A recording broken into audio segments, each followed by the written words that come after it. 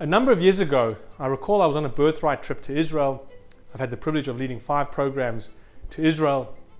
And there was one time we had just gone on an incredible camel ride, a fantastic experience. And afterwards we went to go have lunch.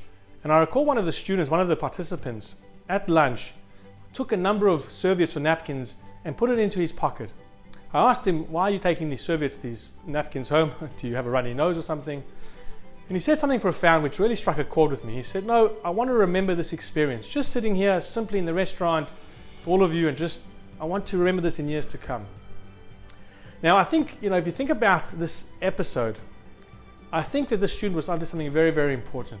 Because if you can think about it, we had just come from the most incredible journey. We had gone on a fantastic experience, camel riding. We had done all the famous sites in Israel, seen all the incredible places. And yet it was the simple serviette napkin that he wanted to remember in years to come. There's a similar teaching that the student, who obviously knew this naturally, that we can find in our Parsha this week, the Parshat Vayishlach. Yaakov, Jacob, was about to go meet his brother Esav. He's very afraid, of course. And he says a very strange statement. He starts talking about the possessions that he has. And he mentions each of the possessions in the singular. Tzon, Chamor, Eved. Now, in the Hebrew grammatical sense, it's incorrect. Yaakov at the time was a very wealthy man. He didn't only have one sheep.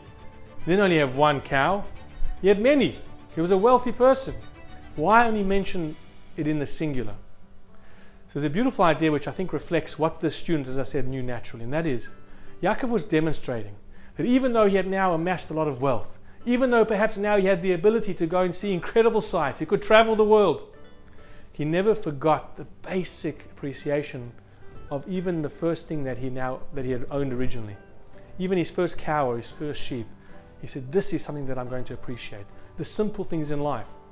Sometimes we run so fast in life that we're always waiting for the next experience. I can't wait till I get this new job. Then I'll be able to appreciate life. I can't wait till I get married. I can't wait till I have a child. I can't wait. We forget, just look at now, look at the present, look at the things that you have in your life right now.